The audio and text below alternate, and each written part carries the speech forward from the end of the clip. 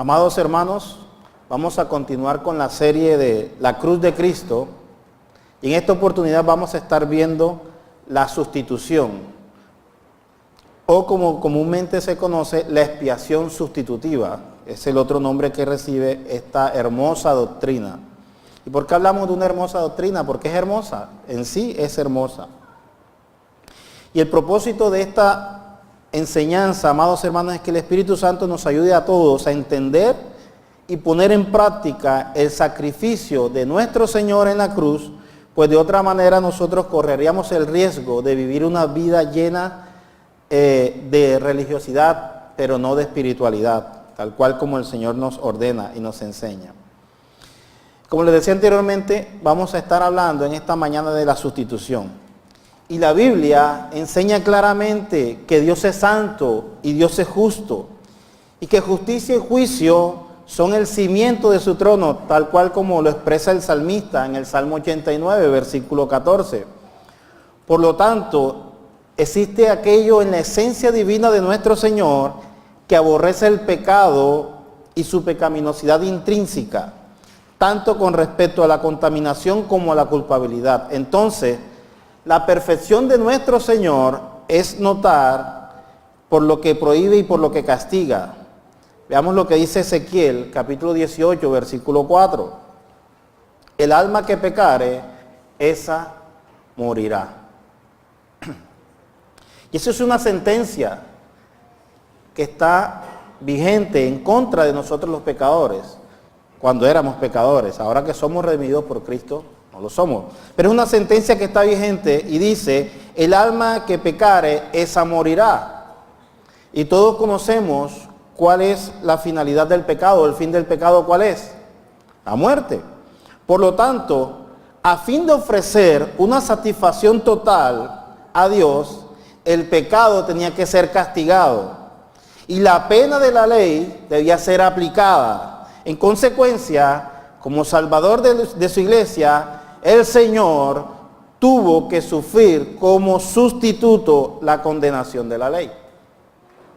Ahora, esa profunda humillación a la que fue sujeta nuestro Señor, al tomar forma de siervo, siendo semejanza de carne de pecado, fue una imposición judicial impuesta por el Padre, pero a la cual el Señor se ofreció voluntariamente. Ahora, la finalidad misma de esa humillación, su obediencia, su sufrimiento, es penal, porque era para satisfacer las demandas de la ley de Dios sobre su pueblo.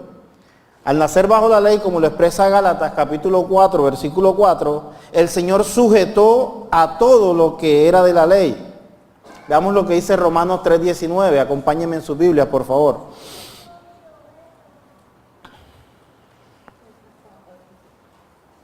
Romanos capítulo 3, versículo 19, dice lo siguiente: pero sabemos que todo lo que la ley dice, lo dice a los que están, ¿dónde? Bajo la ley. Entonces el Señor se sujetó a todo lo que la ley ordena. Ahora, lo cual significa que la ley requería un cumplimiento de sus estipulaciones.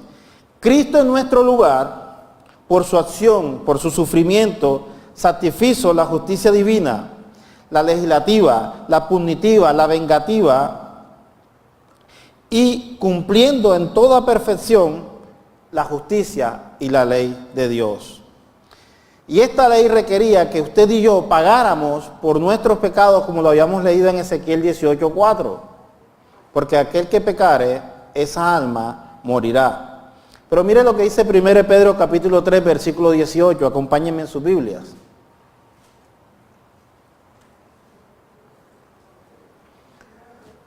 Primero Pedro 3:18, porque también Cristo padeció una sola vez por los pecados, el justo por los injustos. Repitamos el versículo porque este versículo es clave en respecto a lo que dice. Porque también Cristo padeció ¿cuántas veces? Una sola vez por los pecados, el justo por los injustos. Esto nos da a entender entonces que hay un solo sacrificio, hay una sola sustitución, y que es de una vez para siempre. Entonces vamos a empezar, después de esta breve introducción, vamos a empezar nuestra enseñanza entendiendo el concepto de sustitución. Y vamos a ver dos definiciones, una según el diccionario de la lengua española y otra definición según lo que dice la Biblia. Según el diccionario de la lengua española, sustitución, podemos encontrar dos referencias. Número uno, la sustitución significa el reemplazo o cambio por una persona o cosa que cumpla la misma función. Un ejemplo, en un partido de fútbol vamos a sustituir al arquero, lo sustituimos por otro arquero que cumpla la misma función. Eso es lo que dice el diccionario. Otra segunda definición que trae el diccionario es poner una cosa o una persona en lugar de otra. Pero veamos entonces lo que dice la Biblia con respecto a la sustitución. Quiero que me acompañen en sus Biblias, en el Evangelio de Marcos, capítulo 10, versículo 45. Marcos, capítulo 10, versículo 45.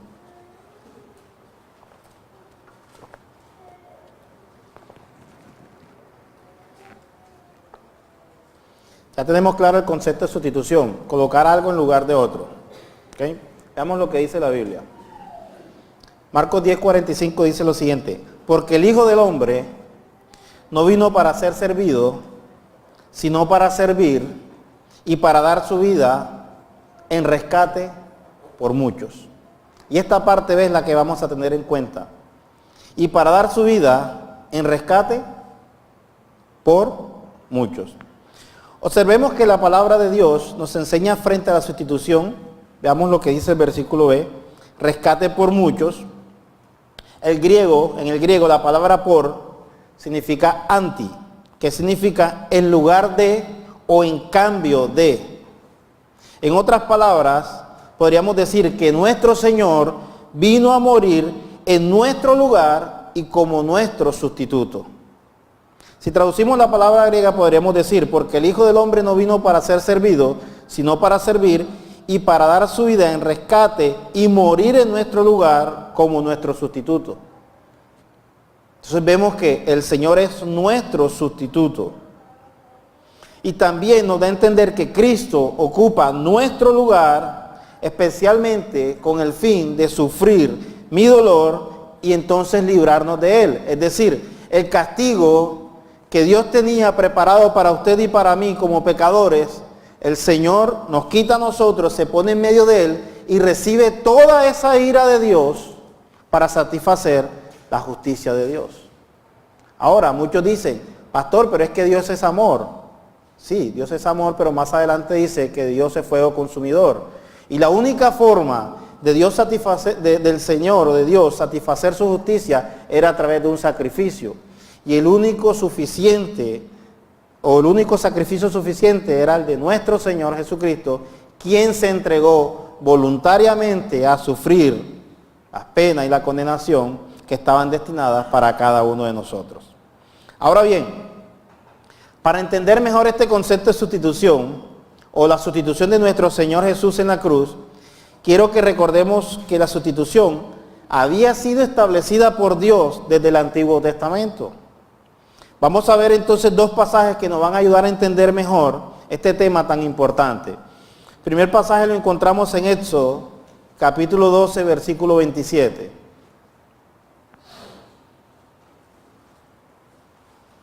Éxodo capítulo 12, versículo 27.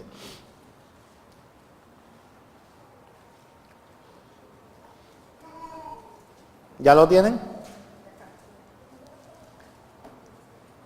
Para los que anotan, Éxodo capítulo 12, versículo 27.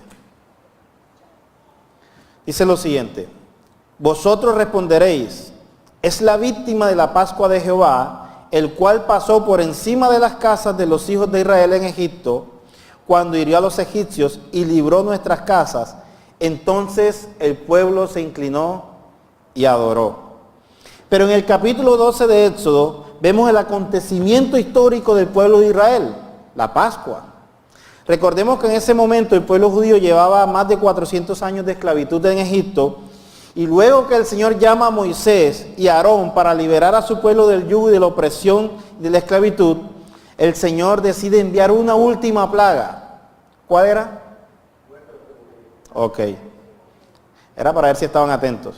La muerte de todos los primogénitos de Egipto. Y le pide a Moisés que diga al pueblo que sigan las instrucciones de, número 1, tomar un cordero para sacrificarlo por familia. Y número 2, usar la sangre del animal en los postes y dinteles de la casa. Ahora, ¿qué tiene que ver esto con la sustitución? Para allá vamos. Y número 3, esa sangre sería por señal para que el ángel de la muerte de Jehová pasara por alto. Ahora, este acontecimiento de liberación del pueblo de Israel en la esclavitud de Egipto se convirtió luego en una celebración anual instituida por Dios, la cual debía celebrarse de la siguiente manera. Veamos Levítico 16:5.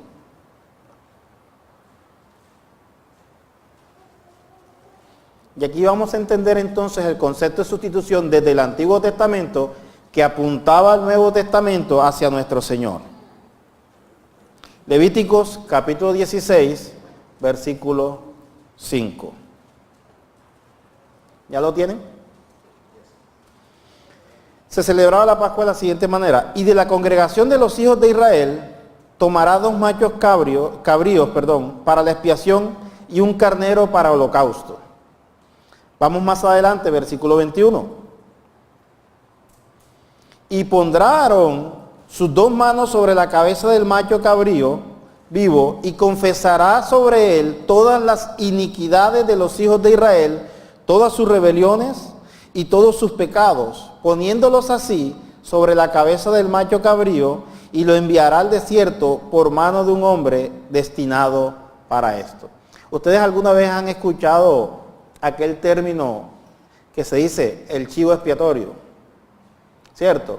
Por ejemplo, una persona comete un homicidio y capturan a otra persona que no es culpable y dice, es que lo tomaron de chivo expiatorio. O sea, para que pagara la culpa de la persona o sustituyera a la persona que realmente cometió la culpa. Este término viene de este versículo. Y pondrán sus 2 manos sobre la cabeza del macho cabrío y confesará sobre él todas las iniquidades de Israel, todas sus rebeliones, todos sus pecados, poniéndolo sobre su cabeza del macho cabrío, y lo enviará al desierto por mano de un hombre destinado para esto. ¿Dónde está la sustitución?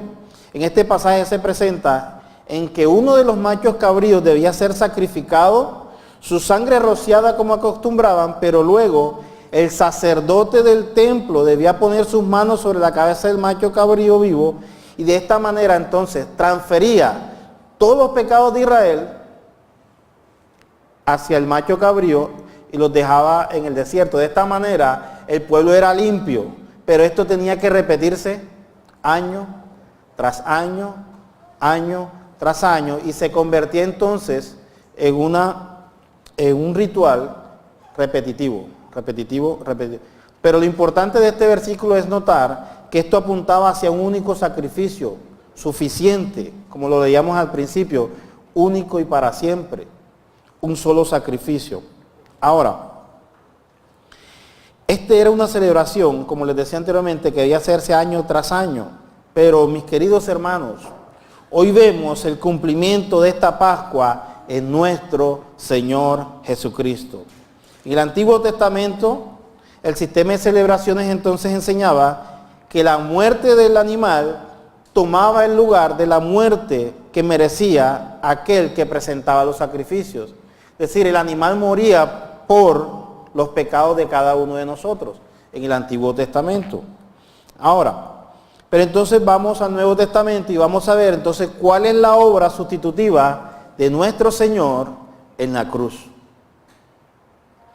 La cruz, amados hermanos, no fue meramente solamente un accidente, por decirlo de esa manera, como si no importara la manera en que nuestro Señor murió. No, las razones fundamentales que hicieron necesario que el que demandara esta justicia muriera de una muerte que era detestable para Dios, es decir, tenía que morir de la peor manera, de la manera más humillativa posible, para satisfacer su justicia. De allí la referencia muy frecuente en el Nuevo Testamento a la cruz o al madero. En el Calvario, la terrible maldición de Dios sobre el pecado fue exhibida en la cruz, y no era causa sino del símbolo. Veamos Juan 3:14. Quiero mostrarle algo. Evangelio de Juan, capítulo 3, versículo 14. En el Calvario, la terrible maldición de Dios sobre el pecado fue exhibida públicamente, de la cual la cruz no era la causa, sino el símbolo de esta maldición. Alguien que lea Juan capítulo 3, versículo 14, por favor.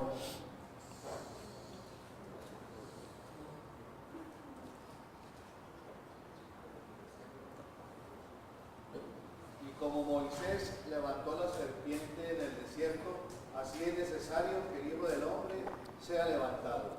Entonces observamos que la cruz no era la causa, sino un símbolo.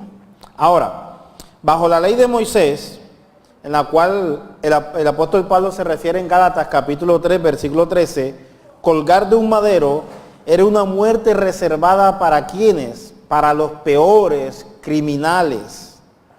De allí la fuerza que toma la palabra madero en 1 Pedro capítulo 2, versículo 24. ¿Quién lo lee, por favor? 1 Pedro capítulo 2, versículo 24.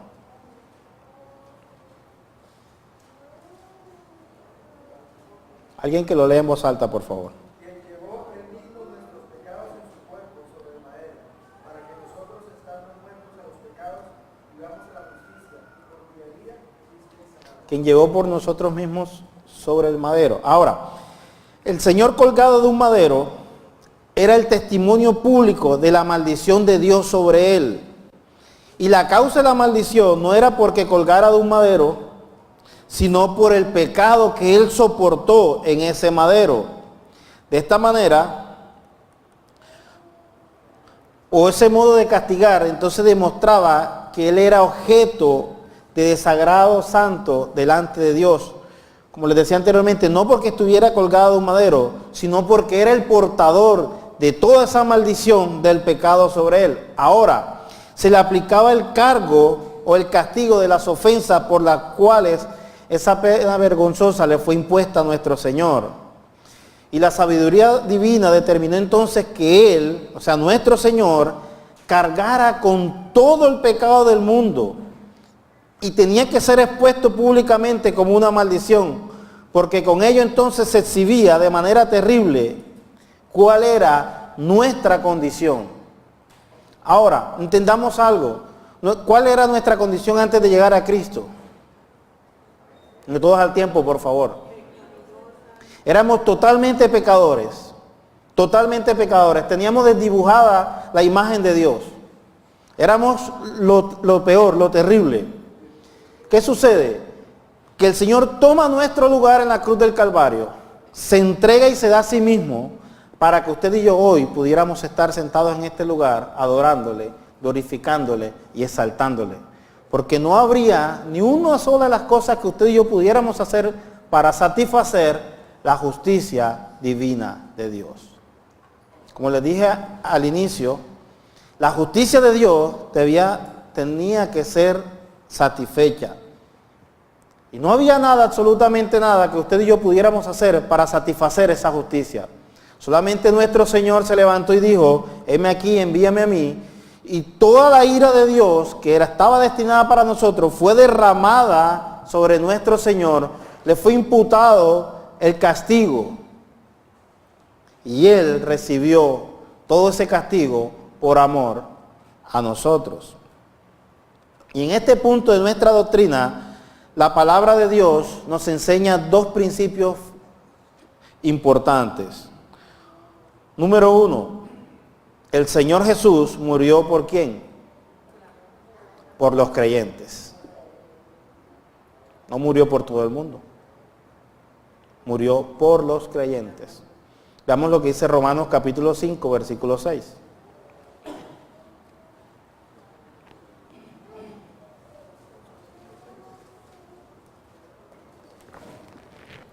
No es la oferta de salvación que está abierta para todo el mundo.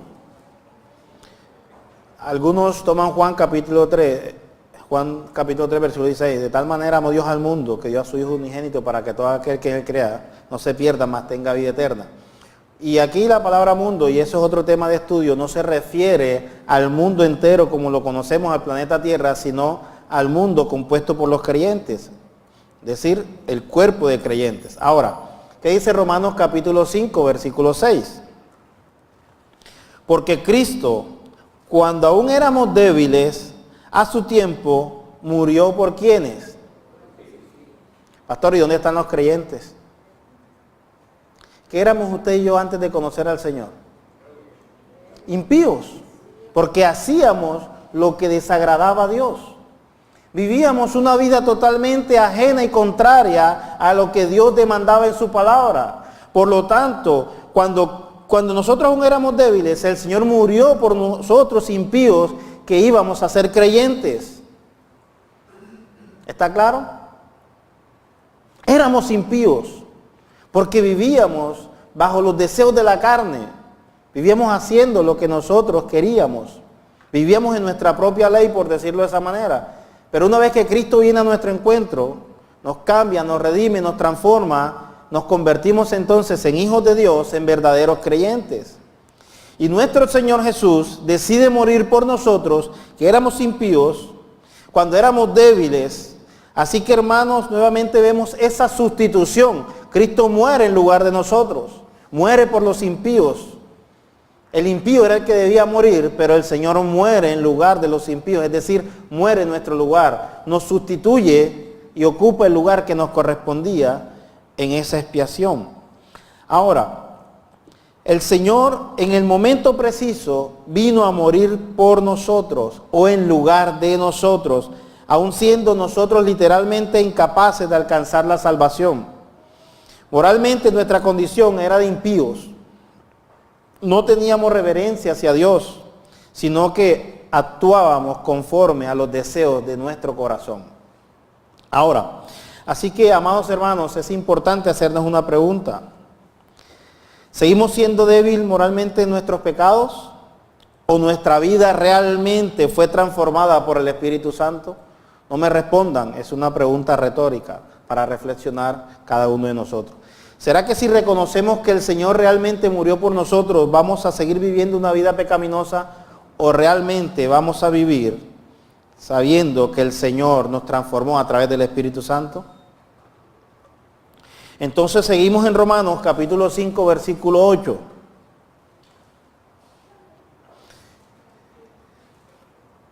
En el 6 leíamos que el Señor murió por los impíos. Pero en el 8 leemos lo siguiente: mas Dios muestra su amor ¿para quién? En que siendo aún ¿qué? Cristo murió ¿por quién? Entonces, amados hermanos, Cristo muere por nosotros, en lugar de nosotros, como sustituto de nosotros. Y esa es la verdadera doctrina de la sustitución. Cristo toma el lugar de nosotros en el castigo, para que cuando el Señor vea o mira hacia nosotros, ya no nos vea a nosotros como pecadores, sino que vea la justicia de Él satisfecha en la persona de Cristo. Y allí es cuando nosotros entonces somos justificados por la fe en Cristo Jesús.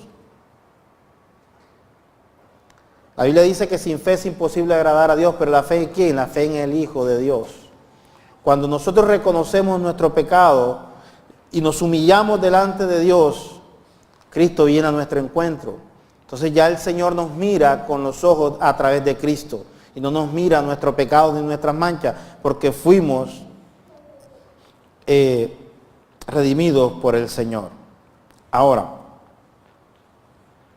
y este es el amor de Dios, entregar a su Hijo para morir en el lugar de nosotros o para morir por nosotros. Y no lo hizo esperando que nosotros le buscáramos o nos acercáramos a Dios. No, lo hizo aún cuando nosotros éramos débiles, éramos pecadores. Entonces, amados hermanos, aquí la sustitución provista por Dios está en la persona de Cristo y lo hizo por amor a nosotros. Y el segundo punto que nos enseña la doctrina es que el Señor Jesucristo murió por los pecados. Y en este punto es importante que nuestro Señor es el que murió por los pecados Y veamos el siguiente pasaje. Acompáñenme a 1 de Pedro, capítulo 3, versículo 18.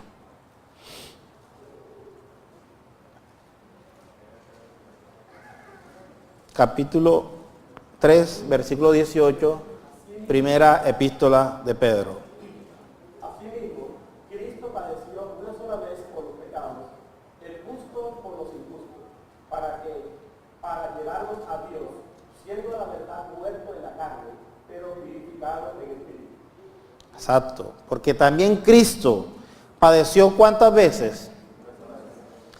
Si vemos el paralelo en el Antiguo Testamento, había que hacer sacrificios repetitivos, año tras año, pero aquí vemos que Cristo padeció una sola vez, ¿por quién? Por los pecados. El justo por los injustos, para llevarnos ¿a dónde? A Dios, siendo la verdad muerto el Señor en la carne, pero vivificado en el Espíritu. Es decir, Él sufre una sola vez por el pecado, por los pecados de nosotros, el justo, Él por nosotros los injustos, con el fin de llevarnos a Dios, para que usted y yo pudiéramos entonces llegar a los pies de nuestro Señor. Ahora,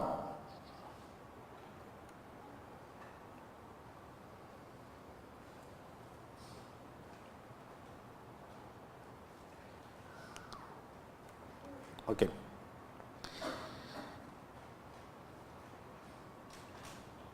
Cuando nuestro Señor Jesús murió por los pecados de quién? ¿Por los pecados de Él? Por los pecados de otros. Él cargó los pecados de otros. No por los propios, porque la Biblia dice que Él no hizo pecado ni se halló engaño en su boca, 1 Pedro 2:22. Ahora, el Señor Jesús no conoció pecado, pero el Señor Padre, Dios Padre, lo hizo pecado por nosotros. Es decir, Él sustituyó a su Hijo por nosotros. No que Él era pecador en ningún momento, sino que tomó su condición, se hizo pecado por causa de nosotros. Para que nosotros entonces fuéramos hechos rectos, cumpliendo entonces los requisitos morales de Dios a través de nuestro Señor Jesús. Ahora,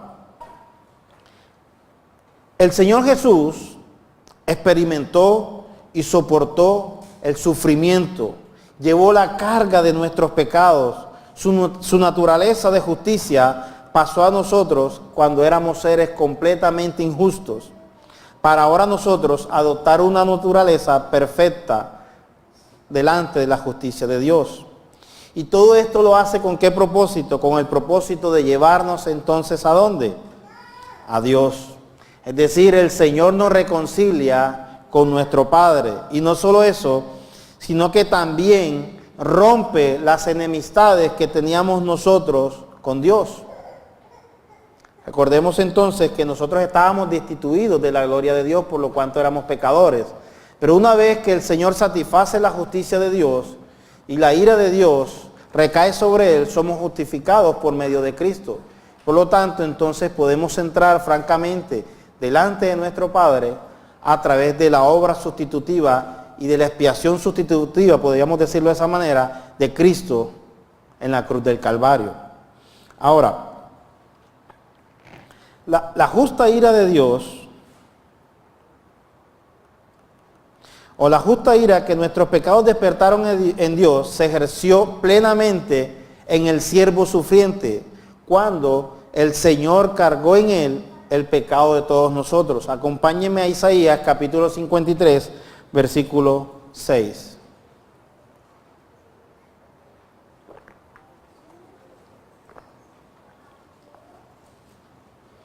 Isaías 53, 6 dice lo siguiente: todos nosotros nos descarriamos como ovejas, cada cual se apartó por su camino, mas Jehová cargó en él el pecado de ¿quién? Entonces esto demuestra, amados hermanos, que el siervo sufriente cargó con nuestros pecados, con nuestra condición pecadora. Y veamos lo que dice 1 Corintios capítulo 5, versículo 7.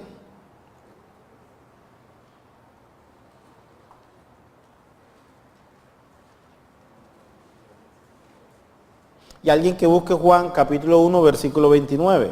Viciaos pues de la vieja levadura, para que seáis nueva masa, como sois sin levadura, porque nuestra Pascua, que es Cristo, ya fue sacrificada por nosotros. Es decir, el Señor Jesús, nuestro Salvador, es nuestro Cordero de Pascua. Es decir, toma el lugar de nosotros en el sacrificio por el perdón de nuestros pecados. Y Juan 1:29 dice: el siguiente día vio Juan a Jesús que venía a él y dijo: he aquí el Cordero de Dios que quita el pecado del mundo. Entonces, aquel que no conoció pecado se hizo por nosotros pecado, según de Corintios 5:21.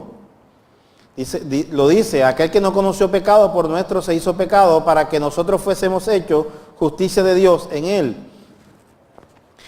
Y el mismo Jesús se hizo maldición por nosotros, Gálatas capítulo 3, versículo 13. Y por lo tanto, el Señor extinguió la ira del Padre contra nuestro pecado, Hebreos 2:17. Por lo cual debía ser en todo semejante a seres humanos, a sus hermanos, para venir a ser misericordioso y fiel sumo sacerdote en lo que a Dios se refiere, para expiar los pecados del pueblo. Amados hermanos, debido a este sacrificio que fue suficiente y fue suficiente para aplacar la ira de Dios, entonces en Cristo Él se adjudica nuestros pecados y entonces somos perdonados a través de esa obra expiatoria en la cruz del Calvario, por lo cual a través de ese sacrificio el Señor o el Señor Jesús nos reconcilia con nuestro Padre. Ahora, el Señor tomó nuestro lugar cuando Él fue crucificado en la cruz. Y nosotros éramos los que merecíamos morir. Y somos nosotros los que vivíamos una vida pecaminosa, no era nuestro Señor. Sin embargo, el Señor toma ese castigo para sí mismo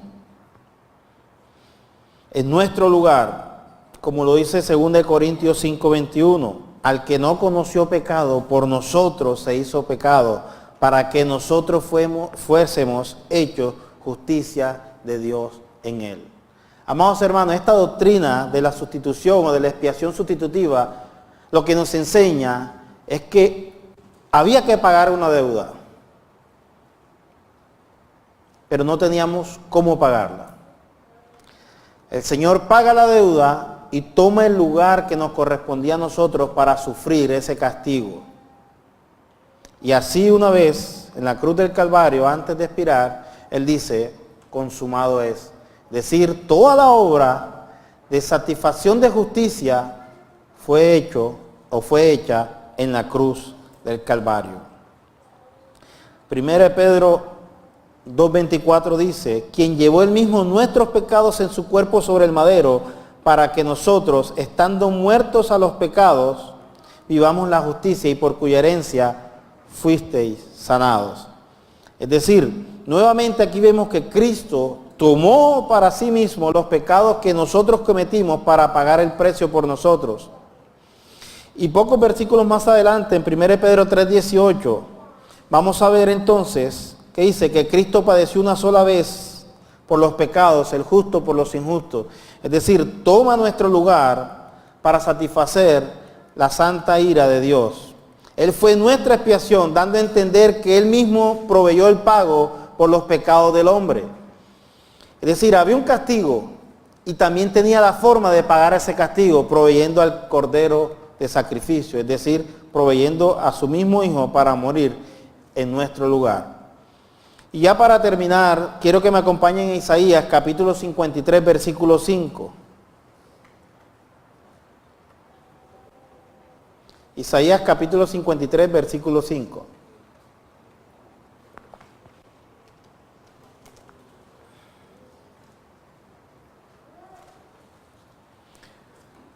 Este es un versículo que es muy conocido por todos nosotros. ¿Ya lo tienen? Mas Él, herido fue por nuestras rebeliones, molido por nuestros pecados, el castigo de nuestra paz fue sobre Él, y por su llaga fuimos nosotros curados.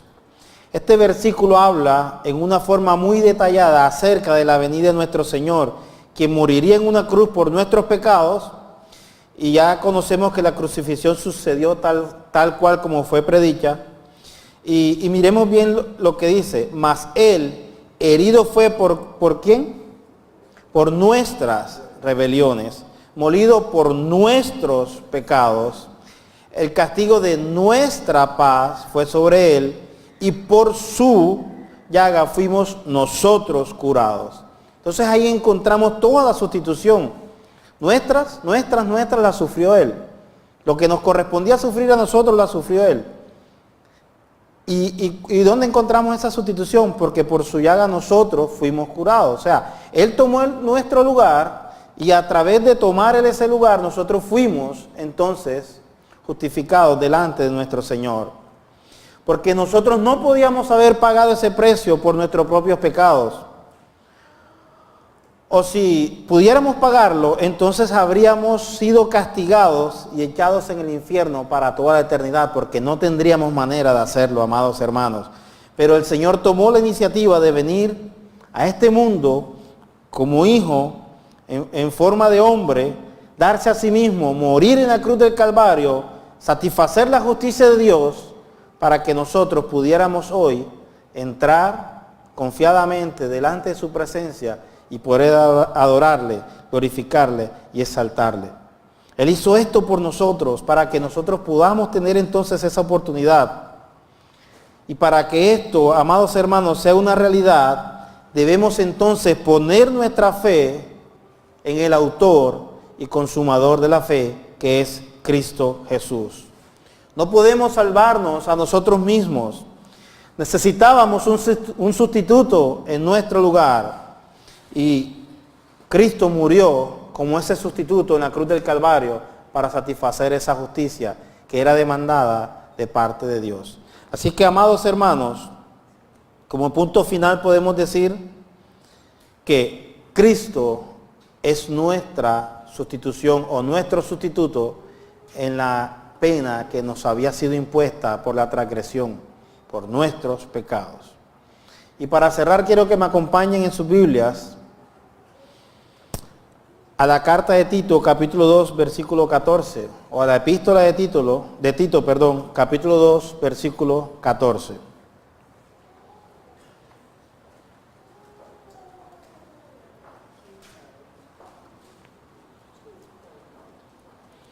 Tito 2:14, y dice lo siguiente: quien se dio a sí mismo por nosotros para redimirnos de toda iniquidad y purificar para sí un pueblo propio, celoso de buenas obras. Amén. ¿Preguntas? Si es muy difícil de responder, pastorales. No, adelante, hermano. No me preocupe, hermano, es un aporte. Bueno, quiero aportar algo, ¿no? Hablar de la sustitución sin poder diferenciar el término de la de la propiciación y de la redención, pues, sería un tema incompleto. Algunos teólogos llaman la parte de la imputación como imputación bilateral, la cual Cristo nos transfirió su santidad y nosotros le transferimos a Cristo nuestro pecado. Cuando se habla de la redención, estamos hablando de que Dios, Jesús, pagó toda nuestra deuda en la cruz del Calvario. Así es. Y la propiciación es cuando Cristo se pone por nosotros y la ira de Dios recae toda sobre Cristo. Así es. Y mediante esa ira de Dios nosotros somos justificados. Ahora, no somos salvos por la fe, somos salvos por Cristo a través de la fe. Porque muchas veces la gente dice, no, somos salvos por fe. No, no somos salvos por fe. Somos salvos por Cristo a través de la fe. Y un ejemplo de redención es lo que hizo Pablo con Onésimo. Cuando Onésimo era esclavo de Filemón, Onésimo le robó a Filemón. Y después él escapó y hizo otro robo y lo metieron preso en Roma. Pablo, preocupado, le predica a Onésimo en la cárcel. Y después le escribe una carta a Filemón diciéndolo, mira Filemón, si en algo Onésimo te ha robado, pónmelo a mi cuenta. Sustitución, cancelación de la deuda. Y no solamente pónmelo a mi cuenta, sino que ahora tú recíbelo como un hermano de la fe. O sea, que Cristo no solamente nos redimió, canceló nuestra deuda, sino que Él ahora nos recibe como sus hijos de Él. Claro, pero hay que entender el concepto de redención, sustitución y propiciación. Redención es pagar por otro. Sustitución es tomar el lugar de otro. Por ejemplo, usted me debe dinero, no tiene con qué pagarme, Pastorales paga por usted, lo redime de su deuda. Pero el caso de la sustitución es que si yo tengo que enviarle a usted a la cárcel, viene el Pastorales y toma su lugar en lugar suyo. Entonces él paga esa deuda o esa cárcel por usted. Entonces, sustitución y redención. Pero está muy claro el aporte. ¿Alguna otra pregunta? ¿O aportes? Yo quería preguntar si es lo mismo que la expiación eficaz o es la base de la doctrina. Lo que pasa es que cuando entendemos expiación eficaz o la expiación eficaz es una sola expiación para siempre. O sea, una sola expiación, no hay más. Buenos días, hermanos. A ver, mi pregunta concreta no tiene referencia central al tema de la enseñanza, sino, que es la sustitución, sino a la dimensión como tal de esta sustitución. Escuchando claramente los pasajes que usted nos dio y sobre todo el principal o el cúspide que haría contraparte a Juan 3:16, que es el pasaje de Romanos, capítulo 5, versículo, ahora mismo no tengo el versículo. Yo veo que las palabras están en plural, todas están en plural, pero ¿hasta qué dimensión te restringe explícitamente de que a unos pocos y no a lo que Juan está hablando de al mundo? Porque la palabra traducida en Juan es el mundo y aquí es nosotros. En términos generales, plural, pero no lo veo ciertamente como un arma o no arma, como un argumento en ese momento para hablarle a otra persona de lo que explícitamente te está diciendo Juan 3:16 con respecto a la dimensión. Juan 3:16, ¿qué dice? Léelo. Porque de tal manera amó Dios al mundo que ha dado su Hijo unigénito. Para que todo aquel que en él crea no se pierda, mas tenga vida eterna. Para que todo aquel que en él cree. Ahora, ¿este mundo se refiere a toda la dimensión del planeta Tierra? Te hago esa pregunta. ¿Se refiere a toda la dimensión? ¿Todo el mundo, todas las personas que constituyen el mundo? No, claramente no. Entonces ahí está la restricción. Pero es que el punto es este. Desde la manera en cómo se está escribiendo la carta, obviamente, desde Pablo precisamente hacia su pueblo, entonces está esa tensión. Yo entiendo lo que me quieres decir, pero es que desafortunadamente ese versículo lo han descontextualizado, decir que todos tienen acceso a la salvación. O sea, es decir, Cristo murió universalmente por todos. Y eso es totalmente una falacia, porque Cristo no murió universalmente por todos. No es una muerte universal de Cristo, es una muerte por los creyentes, por los que habían de creer en Él. Por los impíos que iban a creer en Él, por su pueblo, por sus escogidos, por sus redimidos, por los que fueron contados antes de la fundación del mundo. Ahora, si yo digo aquí, cuando habla la palabra mundo en Juan 3:16 está haciendo una muestra de los creyentes. Yo digo aquí, todo el mundo que está aquí hoy me está escuchando, es la persona del universo que está aquí, no me estoy refiriendo a todo el mundo en el planeta Tierra. A eso es a lo que se refiere esa restricción.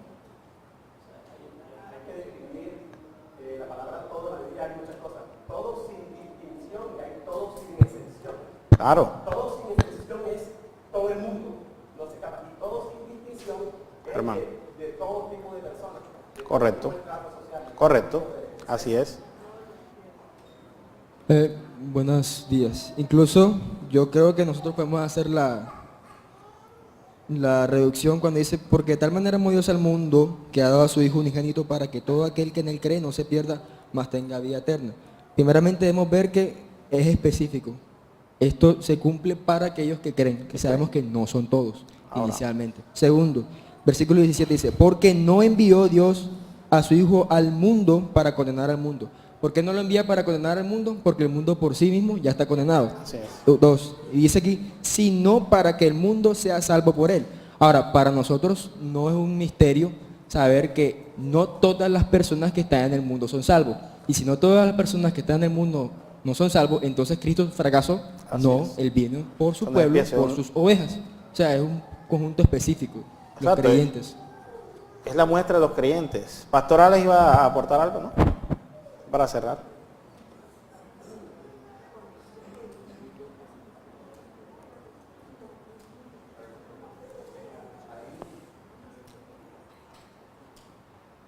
Hay una consideración y es que cuando habla de mundo y creyentes, creo que tú lo hiciste bien ahora, Pastor, y es presentar la condición antes de que el Exacto. Evangelio de Cristo nos sea revelado.